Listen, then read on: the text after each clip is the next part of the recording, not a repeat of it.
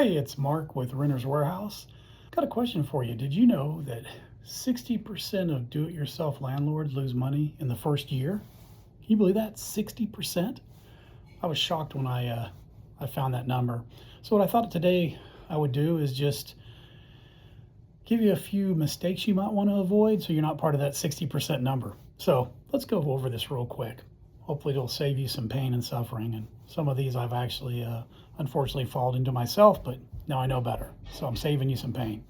Anyway, so number one, and this is the most important, right? And that is not screening your residents properly. This is a big one. As a landlord, how well your tenant does in your property really determines on whether you have a good experience as a landlord or a bad experience. So you want to screen them properly. And what I mean by that is, one, you want to make sure that you run the proper credit reports. Spend the money to run their credit and their criminal, housing, evictions, the whole 9 yards. We do income verification through that as well. So a lot of times new landlords will just kind of bypass the background check. The residents can pay for it. There's a bunch of softwares out there that you can lean into that can make it very easy where they pay them directly. And then you can get all that background and then make some really good firm decisions about whether or not they're going to be a good resident based on their history. Because as the stockbrokers say, right, prior performance does not determine future outcomes. That's not always true with residents. Actually, it's the opposite. Prior performance, like an eviction in the last 3 years or like lease collections, anything like that, can absolutely let you know how they're going to act as a resident. So make sure that you screen the resident properly. Don't fall in that trap. The next one also falls into the tenant as well, and that is just ignoring the local and state labor laws. I'm amazed at how much that happens. You really need to know what your landlord laws are, your tenant laws are with your city, with your state, with your county, and then follow them so you don't get into trouble. What I mean by that is, like in some states you have to have peepholes on all the exterior doors.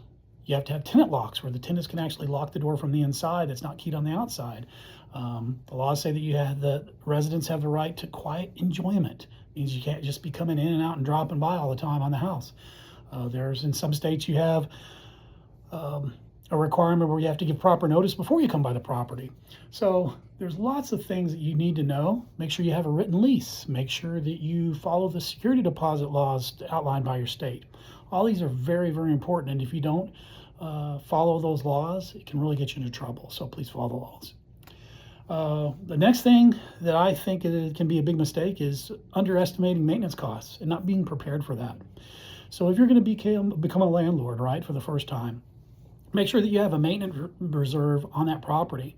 At some point, you want to have 1 to 2% of the property value allocated for annual maintenance. Now, you may not be able to do that right away, but I would highly recommend to start out with some kind of maintenance reserve. And then when you get cash flow coming in every month, stick $100 or $200 into kind of a reserve account for you, just so when something bigger happens, right? Small stuff, and I say small, but you have a hot water heater go out, that can be pretty expensive, but what happens when that heating system goes out? That's a big repair. So you want to make sure that you don't underestimate the maintenance cost to be a landlord, because they can really bite you on the butt. So that'd be number 3. The next thing is poor communication with the tenants. The more that your residents feel heard and feel like you're listening to them and that you have some empathy with them and that you're going to get back to them quickly and not just blow them off, that's going to improve how they act as residents in your property and how long they stay. There's also ways to protect yourself too when you're talking about this communication with the residents. So make sure that when you're communicating with the resident that you're going to be clear, very simple about what you're communicating. Don't be afraid to give them the bad news plus the good news. Bad news may be, hey, I'm going to have to charge you a late fee this month, and here's what it is and here's why. Give them the good news, give them the bad news. Make sure that you document all important conversations that you have in writing back to the resident. What we do is, hey, thanks for taking the time to speak with us, and per our conversation, blah, blah, blah, blah, blah. Now it's in writing. So now you have that down in writing. You also might want to think about using some of the different tenant softwares out there to manage the property. There's a whole bunch of them, some very expensive, some not so much. And those are going to allow the resident to have a portal to actually log into, which is very helpful and helps with the communication. It logs a lot of stuff. So think about that, but it's all about communicating well with your residents and making sure that you document everything just so you're protected. Let's see. And the fifth thing that I wanted to talk about real quick was just trying to do everything yourself. As a new landlord, doing that DIY, I've been there 25 years ago, started out doing the exact same thing. You want to try and do everything yourself, right? One, to save money, and one because you're learning, and one because you think you can. But there will come a time when you're going to learn pretty quickly that you should look at this as a business. This is a business. You should run it as such. You should think of yourself as an investor, not as a landlord. You're an investor.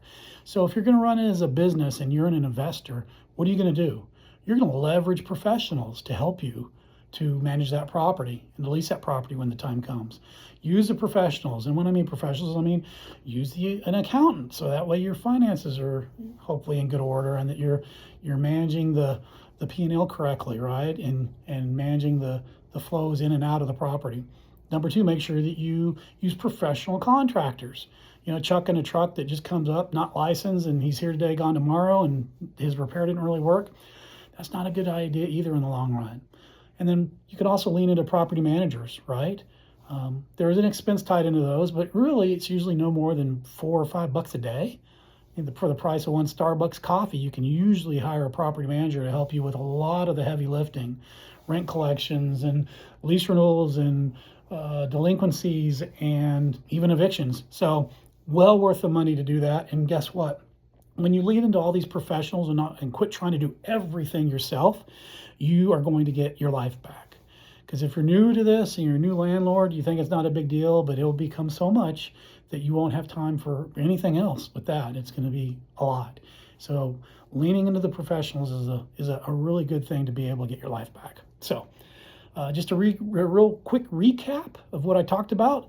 Number one, let's go ahead and make sure that we screen the tenant's property, right? Properly. Make sure you screen the residents properly and you do those background checks. Number two, make sure that you're aware of your local and county and state tenant laws, right? Make sure that you're going to comply with those laws and with fair housing, or you can really get into trouble. Number three, make sure that you don't underestimate the maintenance costs associated with owning a rental property, because they are there and they'll come and get you. So make sure you keep that in mind. Number four, make sure that you communicate properly with the residents and get it in writing and make it easier for them to communicate to you, and make sure that you're responsive so you keep them happy. And number five, make sure that you don't try and do everything yourself. There's nothing wrong with, being a little DIY, but lean into the professionals and let them handle a lot of the stuff so that way you can go and do other things. And maybe that other thing is going and buying a few more rental properties. So I hope this was helpful. I have another video on this channel that talks about how to properly screen a resident. So I highly recommend you watch that. It will take you all the way through in the details about exactly how to screen a resident properly before you let them move into your house. So watch that if you get a chance. As always, if you have any questions, just put them down in the comments and I will definitely get back to you.